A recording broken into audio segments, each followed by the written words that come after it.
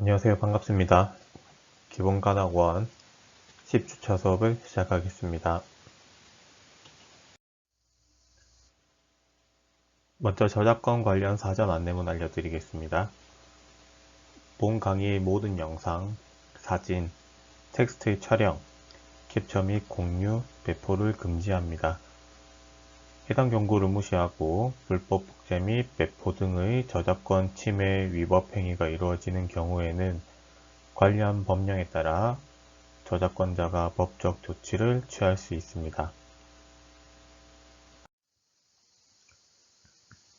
이번 시간에는 체온 유지에 대해서 알아보겠습니다.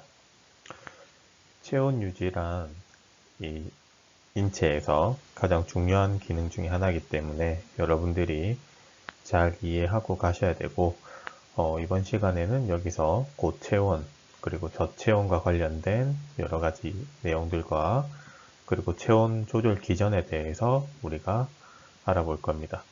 그리고 발열 단계에 따라서 증상이 어떤지, 또 체온 유지는 어떻게 하는 건지, 온요법, 냉요법의 효과에 대해서도 알아보겠습니다. 먼저 발열. 이 발열은 우리가 필요한 생체 신호 중에 가장 일반적으로 나타나는 그러한 증상입니다. 보통 이 발열은 언제 나타나냐? 보통 감염이나 염증, 자가 면역 질환, 혈관 질환, 신생물, 투약 반응, 이러한 것과 같이 여러 가지 다양한 원인에 의해서 유발됩니다. 보통 우리가 임상에서 가장 흔하게 볼 수 있는 원인들은 이 감염과 염증 반응에 의한 발열을 볼 수가 있습니다. 그래서 이 발열, 체온 조절, 이게 어떻게 하는 건지, 어떤 건지 한번 알아보겠습니다.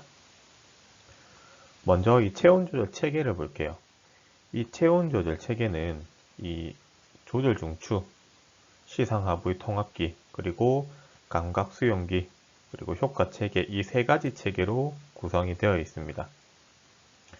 대부분은 이 시상하부에 있는 신경 회한 기전에 의해서 체온이 조절됩니다. 먼저 조절 중추, 이 시상하부의 통합기, 여기에 대해서 한번 알아볼게요. 보통 감각 수용기에서 전달된 정보를 우리가 해석을 하게 됩니다. 그리고 정상적인 체온을 유지하기 위한 혈관 운동 반응을 유발을 시키게 되는 겁니다. 전도나 대류나 증발, 복사, 이런 것들이 있습니다. 이러한 것들을 통해서 조절을 한다. 두 번째, 감각 수용기입니다. 대부분 이 감각 수용기는 체표면, 피부를 이야기를 합니다. 이러한 피부의 존재를 하고, 또는 척수나 그리고 복부, 혈관, 큰 혈관, 이러한 것들이 대동맥과 같은 이러한 큰 혈관과 같이 깊은 조직에도 감각 수용기가 있는 것으로 알려져 있습니다. 그래서 보통 우리 큰 혈관, 깊은 조직, 이러한 것들은 심부 온도라고 이야기를 하죠. 그래서 혈액순환을 통해서 심부 온도가 직접적으로 전달이 된다. 그쵸? 그 다음 세 번째 체계로 효과 체계를 볼게요. 이 효과 체계는 체내에서 설정한 어떠한 기준점이 있습니다. 기준점이라 하면 설정한 어떤 온도가 있겠죠.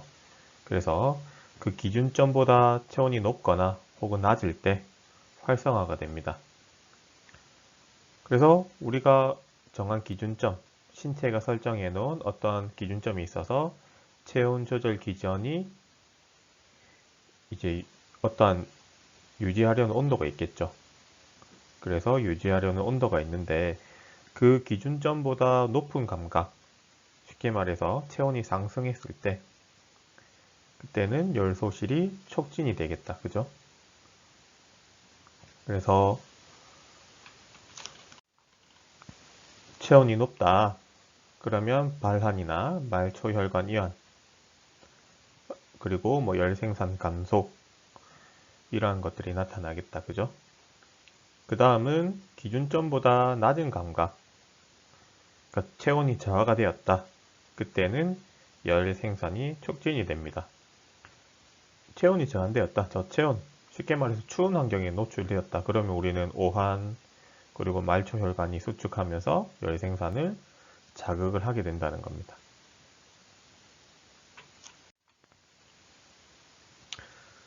자, 다시 볼게요. 이 체온 조절은 어떠한 기준점이 있습니다. 아니면 어떠한 적절한 범위 내에서 우리 체온이 조절하도록, 유지하도록, 그래서 열 생산과 열 소실이 균형을 이루는 과정을 체온 조절이라고 합니다. 이 신부 체온이 중요해요. 왜냐하면 신부 체온은 몸 안에서 잘 변화하지 않는 체온이기 때문에 체표면에 있는 피부에 있는 체온은 뭐 차가운 환경에 노출되거나 더운 환경에 노출되거나 이렇게 했을 때는 수시각각 시시때때로 변화할 수 있기 때문에 이 신부 체온이 굉장히 중요합니다.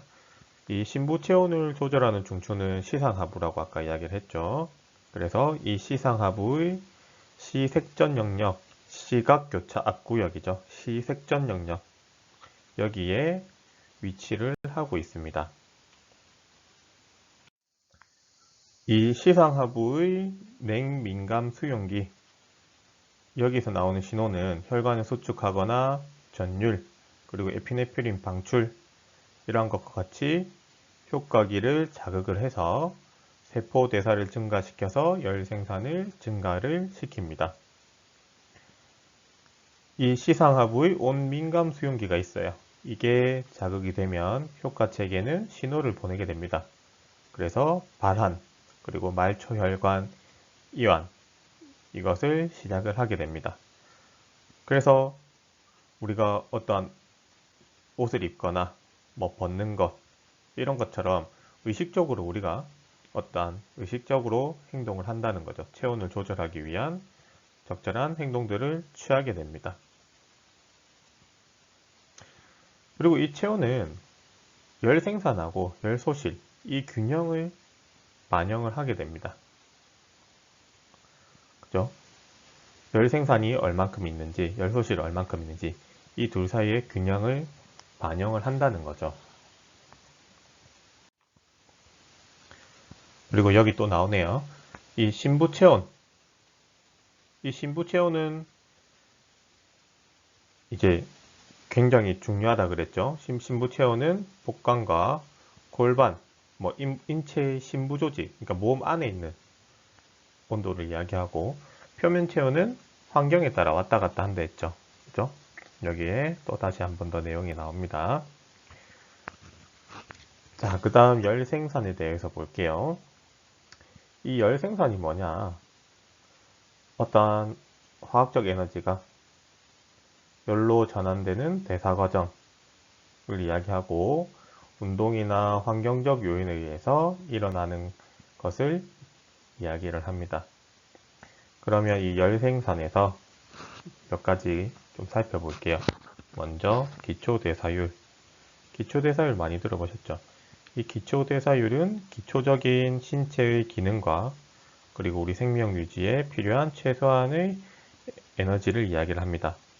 그래서 절대 안정을 취하는 절대 안정 상태에서 14시간에서 18시간 동안 금식을 하고 쾌적한 온도 내에서의 에너지 이용률을 이야기를 한다는 거예요. 쉽게 말하면 아무것도 안 하고 먹지도 않고 아무것도 안 하고 편안한 온도에서 14시간에서 18시간 동안 우리가 있을 때 그때 이용되는 에너지 이용률을 기초대사율이라고 이야기를 합니다. 그래서 이거는 개인의 산소 소비량하고도 관련이 됩니다. 그 다음 열 생산은 근육운동하고도 관련이 있습니다. 이 근육운동은 기초대사율을 증가시킬 수 있다고 이야기를 해요. 그래서 우리가 뭐 헬스, 뭐 피트니스 이런 거를 하면서 그 헬스장 다녀서 근육량을 늘리면 기초대사량이 늘어난다. 뭐 이런 이야기를 하죠. 왜 그러냐면 골격근, 때문입니다. 이 골격근이 수축할 때, 쉽게 말해서 힘을 쓸 때, 그때는 탄수화물하고 지방의 연소에 의해서 에너지가 생산이 됩니다. 힘을 쓸 때는 탄수화물하고 지방이 연소를 해서 그로 인해서 발생된 에너지가 있다는 거죠. 그렇죠? 그래서 우리가 골격근 떨림, 그러니까 체온 조절 기능 기전이죠. 이 골격근 떨림을 통해서 열 생산이 증가를 하게 됩니다. 쉽게 말하면 오한, 추운 곳에 있을 때 몸이 확 떨리면 그때 열 생산이 증가를 한다는 거, 그 이야기를 하고 있는 겁니다. 그 다음 갑상선 호르몬과 관련이 있습니다. 이 T4 그리고 T3, 갑상선 호르몬 T4, T3에 의해서 산소 소비량이 증가가 됩니다. 쉽게 말하면 갑상선 기능 저하증하고 항진증을 가지고 이야기를 할 수가 있어요. 먼저 갑상선 기능이 항진이 되었을 때 갑상선 기능 항진증 이 사람들을 보면 몸이 뭐 빼쩍 마르거나 그러한 것들을 볼 수가 있어요. 왜냐하면 체내의 에너지원이 지나치게 소모가 되기 때문에, 그래서 몸이 마르게 되고 몸에서 열 생산이 증가가 된다는 겁니다. 그다음 갑상선 기능 저하증이 왔을 때 그때는 뭐 뚱뚱한 사람, 뭐 이런 사람들을 볼 수가 있어요. 살이 좀 찐다거나, 그죠? 왜냐하면 몸 안에 에너지원 축적이 되기 때문에, 그리고 열 생산을 하지 못하기 때문에 추위도 많이 탑니다. 이런 사람들은. 그 다음 마지막으로 교감신경이 자극되었을 때, 교감신경 자극되는 상황, 스트레스 상황이죠. 이 스트레스 상황에서 에피네프린하고 노에피가 부인수질에서 분비가 됩니다. 그렇게 되면 교감신경계는 더욱 활동적으로 바뀐다는 거죠. 왜 우리 스트레스 받으면 열받아 뭐 이런 이야기를 하잖아요. 그 이야기를 여기 이렇게 적어놨습니다. 그래서 노에피하고 에피네프린은 신체의 대사율을 증가시키는 거죠. 그렇게 해서 열이 생산되게 됩니다. 그 다음은 열 소실에 대해서 보겠습니다. 우리 몸의 열은 80%가 전도, 대류, 복사, 증발 이 네 가지 유형으로 전달이 되고, 나머지 20%는 소화기나 그리고 호흡기나 비뇨기 이러한 것들을 통해서 열이 소실되게 됩니다. 먼저 전도에 대해서 볼게요. 전도. 이 전도는 두 물체 간의 직접적인 접촉.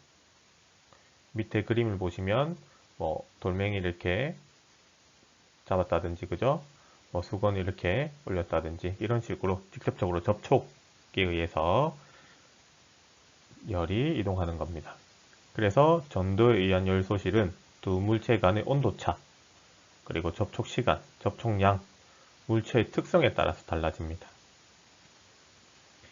이게 연료법이나 우리가 나중에 할 연료법, 냉료법의 적용 원리가 전도와 관련되어 있습니다. 자, 그 다음 대류를 볼게요. 이 대류는 밀도가 서로 다른 물질 사이의 열 전달을 이야기를 합니다. 그래서 어떤 매개체가 되는 물질을 통해서 열이 전달이 됩니다. 뭐 물이나 공기나, 그죠? 그래서 이 대류에 의한 열 전달은 전도에 의한 전달보다 훨씬 빠릅니다. 무슨 말이냐면 직접적으로 접촉하는 것보다, 쉽게 말해서 드라이기를 우리한테 직접 쏴버리는 게 전달이 더 빠르다는 거죠. 그죠? 그 이야기를 하는 겁니다. 그 다음 복사.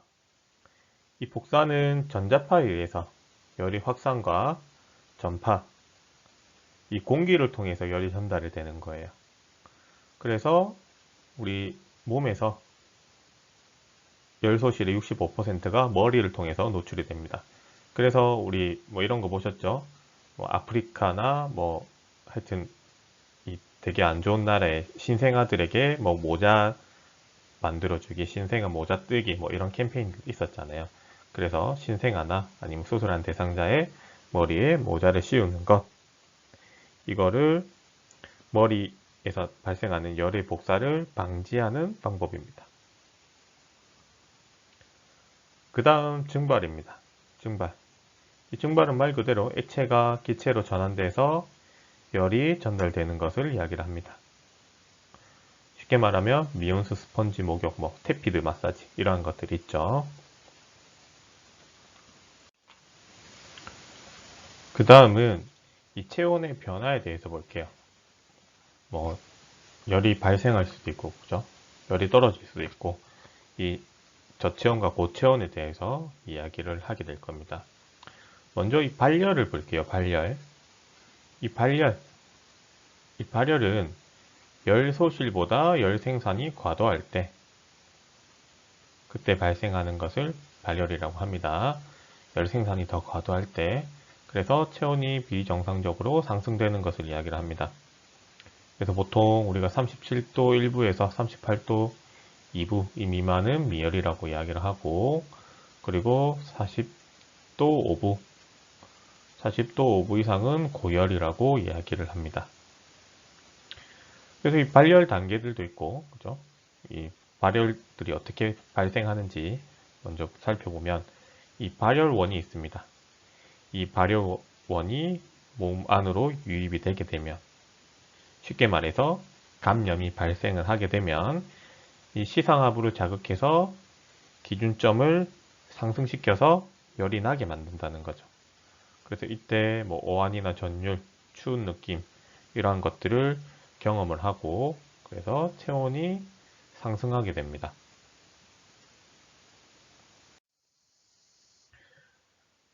이 발열원이 이제 제거가 되었어요. 그러면 피부는 혈관 확장이 되면서 붉어지게 되고, 그리고 발안이 생기는 거죠. 그죠? 그래서 증발성 열소실이 나타날 수가 있습니다. 그렇게 한 다음에 체온이 정상 범위로 내려오게 된다는 거죠. 그래서 이 발열은 우리가 임상에서 가장 많이 볼 수 있는 거지만, 이 발열은 굉장히 중요한 방어 기전입니다. 몸 안에서 이 감염원과 싸우는 거예요. 발열원과 싸우는 겁니다. 그래서 39도까지 열은 우리가 백혈구 생성을 자극을 해서 면역 체계를 강화시키게 된다는 거죠.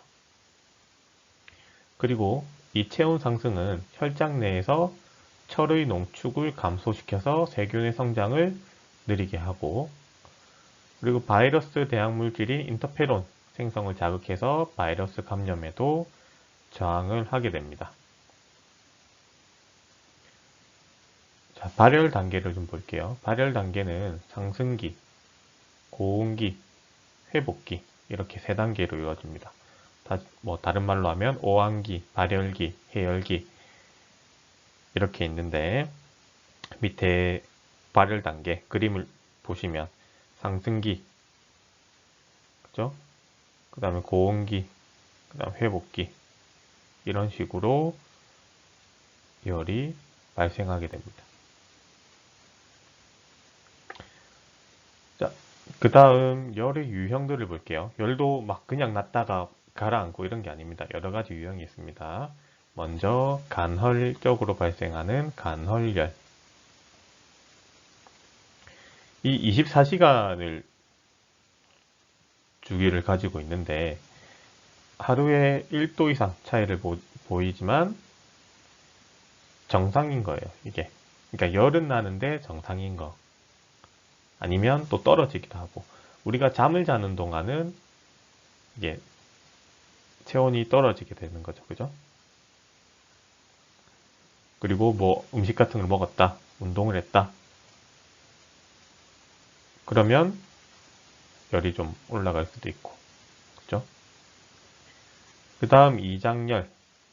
이 최저 체온이 정상 체온보다 높고, 그 다음에 24시간 동안 최저 체온하고 최고 체온이 1에서 2도 이상 차이가 난다는 겁니다.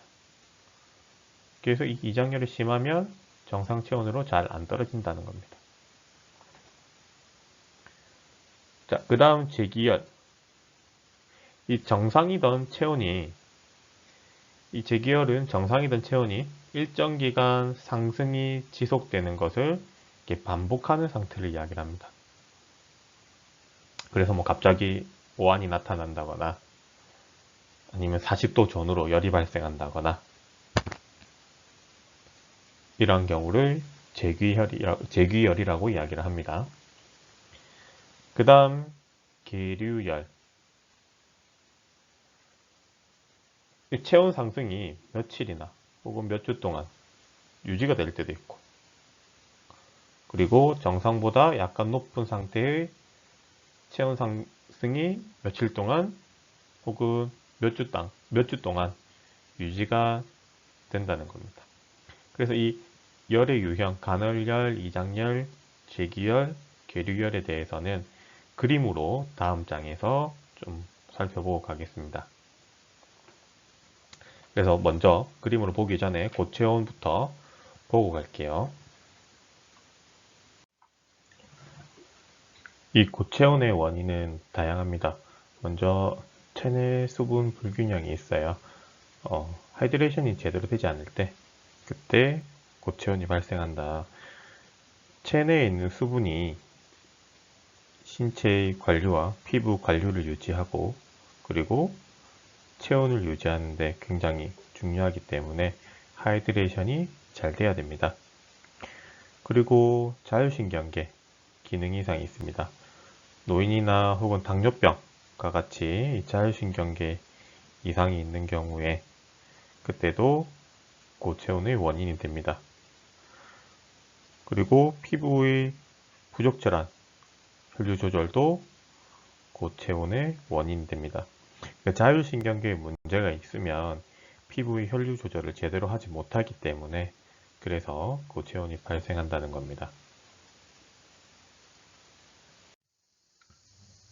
자, 앞서 이야기했던 간헐열과 이장열, 제기열, 계류열에 대한 그림입니다.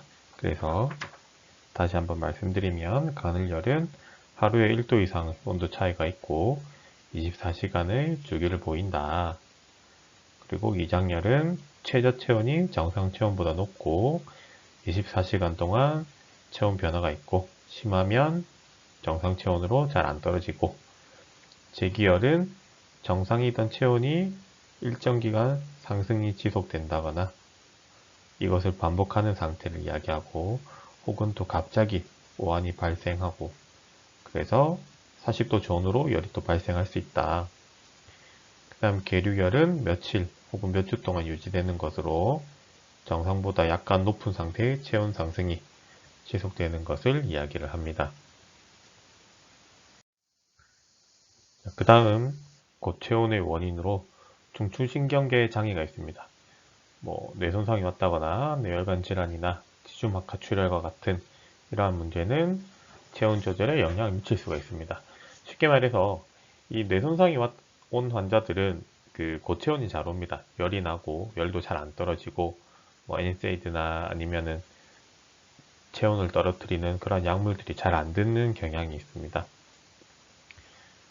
그 다음 감염이나 염증 반응, 이식 거부 반응이 있습니다. 이 시토카인, 이 백혈구에서 나오는 시토카인이 프로스타글란딘 생성을 유도를 하게 됩니다. 그래서 기준 체온을 상승을 시키게 됩니다. 그러니까 감염이 오면 우리가 백혈구가 증식이 되죠. 그죠? 백혈구가 많이 생성이 되기 때문에 이 시토카인에서 프로스타글란딘 생성 유도를 하고 기준 체온을 상승한다, 이렇게 이해를 하시면 됩니다. 자, 그러면 고체온의 유형에 대해서 볼게요. 먼저 열경련. 이 열경련은 더운 날씨에 심한 운동이나 발환으로 골격근의 통증이나 혹은 간헐적인 경축을 보이는 현상을 이야기합니다. 이때는 활동을 즉시 중단하고 염분이나 수분을 섭취를 해줘야 됩니다. 그 다음 열피로입니다. 이 열피로는 부적절한 수분 전해질 균형이 와서 빈맥이나 호흡곤란, 저혈압, 그리고 피부가 차고 축축해지는 이러한 증상을 나타내기도 합니다. 이때는 대상자를 눕히고 염분이나 수분이 함유된 음료를 꼭 마시게 해줘야 됩니다. 그 다음 열사병, 체온이 40도 5부 이상, 이것을 이야기를 하고 혼돈이나 혼수, 중추신경계 기능에 변화를 가져올 수가 있습니다. 마른 피부나 저혈압, 빈맥, 구토, 설사 이러한 생리적 반응이 나타날 수가 있고 심하면 뇌세포에 손상을 가져오기도 합니다.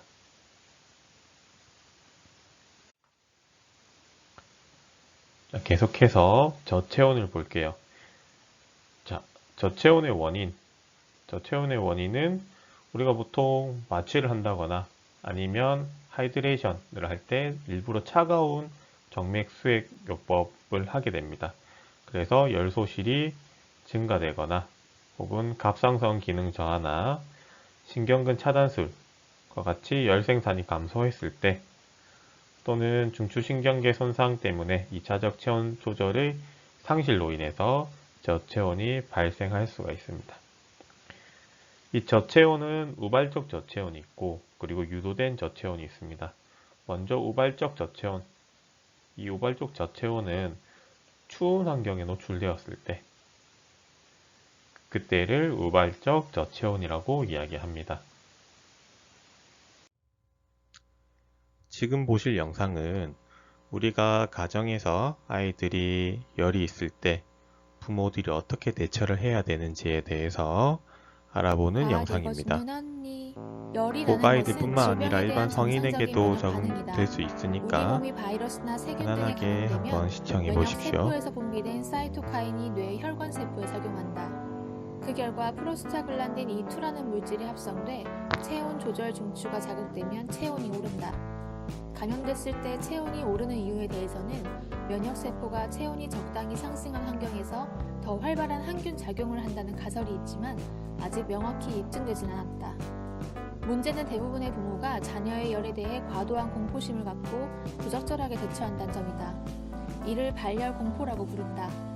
연구에 따르면 연구 대상자인 부모 절반이 37.8도를 발열의 최저기준으로 38.9도를 고열의 최저기준 체온으로 잘못 인식하고 있었다. 보통 발열은 38도 이상, 고열은 40도 이상으로 정의한다. 특히 해열제를 잘못 사용하고 있는 것으로 드러났다. 74.2%가 잘 자는 아이를 깨워 해열제를 먹인다고 답했다. 36개월 이상의 평소 건강한 아이라면 38.3도 이하의 미열은 별다른 처치를 하지 않고 기다려도 된다. 최근에는 다양한 백신이 개발돼 심각한 세균에 감염되는 경우가 예전에 비해 줄었으며 설사 감염되더라도 치료에 실패하는 확률이 줄었기 때문이다. 즉, 요즘 아이들이 열이 나는 원인은 대부분 3일 정도 지나면 호전되는 바이러스 질환이다. 한편 해열제는 열이 나게 하는 프로스타글란딘 E2를 억제하는데 증상은 완화하지만 근본 원인은 치료하지 못한다. 따라서 해열제는 아이가 많이 힘들어할 때만 먹이면 된다. 미국이나 영국 등에서는 오히려 해열제 남용 부작용을 경고한다. 해열에만 집중하면 오히려 아이를 더 힘들게 할 수 있다는 얘기다. 단 3일 이상 고열에 시달린다면 뇌막염, 요로감염, 폐혈증 등 심각한 세균 감염일 가능성이 있으므로 빨리 병원을 찾아야 한다. 재밌죠? 참 쉽죠? 마음에 들었다면 구독 버튼 꾹!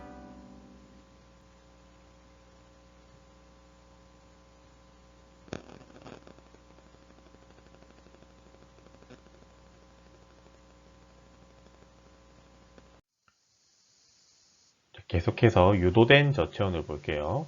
이 유도된 저체온은 우리가 어떠한 치료적 상황에서 신체 기관을 보호하기 위해서 대사율을 일부러 떨어뜨리게 됩니다. 그 목적으로 인위적으로 체온을 낮추는 것을 유도된 저체온을 이야기합니다. 이 체온을 왜 떨어뜨리냐?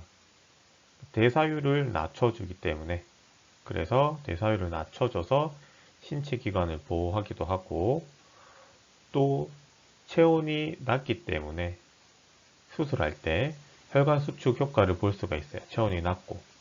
그래서 혈액 손실을 감소시킬 수가 있습니다. 그러니까 한마디로 혈압은 일정하고 그리고 혈관이 수축되어 있다. 그러면 그 혈관을 통과하는 혈액의 양이 적기 때문에 그렇죠? 그래서 혈액 손실을 감소할 수 있습니다. 혈압이 일정한데 혈관을 통과할 때 그 혈관의 내경이 굵다, 혈관이 확장되어 있다. 그러면 많은 혈액들이 통과하기 때문에 그때는 혈액 손실이 늘어나겠죠. 그래서 혈관을 수축시켜서 혈액 손실을 감소시킨다. 이렇게 이해를 하시면 됩니다. 자, 그래서 밑에 표를 보시면 저체온 단계 때 간호중재가 어떻게 발생하는지, 어떻게 해야 되는지 살펴보면 경한 저체온 34도에서 36도 정도, 이때는 빈맥이나 비노업이나 고혈압, 오한 이러한 것들이 발생할 수 있습니다. 그래서 체온 회복을 시켜주는데 시간당 2도를 초과하지 않도록 하고, 또 심부 체온도 확인하고 심전도도 확인을 해야 됩니다. 그래서 누운 자세로, 그죠? 그리고 축축하게 젖은 옷을 꼭 제거를 해줘야 됩니다. 그리고 보온을 해주고, 그리고 열패드나 담요 이러한 것들을 통해서 적절하게 보온을 해줍니다. 그리고 30도에서 34도, 좀 더 낮은 체온일 때, 이때는 부정맥이 나타난다거나 느린 심박동, 저혈압, 그리고 반사가 좀 감소될 수가 있어요. 이때는 보온을 해주고 적극적으로 외부 보온을 해줍니다. 그리고 30도 미만의 심한 저체온, 이러한 대상자들한테는 핍뇨나 폐부종이나 심실부정맥, 동공 반응이 없어지고 혼수나 무호흡이 나타날 수 있습니다. 그래서 적극적으로 내부 보온, 그러니까 정맥에다가 수액요법을 할 때 수액을 따뜻하게 데워서 준다는 거죠. 그리고 산소도 따뜻하게 가습해서 적용을 한다. 이렇게 저체온 단계의 간호중재를 받습니다. 자, 그 다음은 열과 냉의 생리적 효과에 대해서 볼게요. 이 열과 냉의 국소적 효과, 그리고 전신적 효과가 있는데, 이것은 다음 장에 간략하게 정리를 했습니다. 그래서 이 다음 장에서 조금 더 보고 갈 거고, 전신적인 효과만 조금 보면, 이 광범위하게 우리가 열을 적용했을 때 말초혈관을 과도하게 확장시켜서 혈압을 저하시키기 때문에 실신을 유발할 수 있습니다. 그러니까 열을 과도하게 적용했다 그러면 혈관이 확장이 과도하게 되기 때문에 저혈압이 와서 실신이 발생할 수 있다. 혹은 또 너무 넓은 범위로 냉적용을 했을 때, 넓은 범위에 냉적용하게 되면 혈압을 오히려 상승시킬 수가 있습니다. 그리고 이 냉요법과 연료법, 이것을 계속했을 때 적절한 시간만큼 적용한 게 아니라 과하게 적용했을 때는 반동 현상이 나타날 수 있습니다. 이 열이라 냉적용했을 때 이 최대로 효과가 나타나는 시기가 지나서 오히려 반대 효과를 나타내는 것을 이야기를 합니다. 그것을 반동 현상이라고 하는데, 열 적용 후에 2에서 30분 정도 되면은 혈관이 최대로 확장이 됩니다. 근데 30에서 45분 이상 지속을 했을 때는 조직 우렬이 일어나고 오히려 혈관이 수축될 수가 있습니다. 그리고 냉적용을 너무 오래 지속하면 혈관이 오히려 확장될 수가 있어요. 무슨 말이냐면, 추운 날씨에 우리가 바깥에 오래 있으면 피부가 이렇게 빨개지는 현상이 있죠. 볼이 빨개진다거나 코끝이 빨개진다거나, 이게 냉적용을 과하게 했을 때 반동 현상이 나타나는 그러한 예를 볼 수가 있습니다.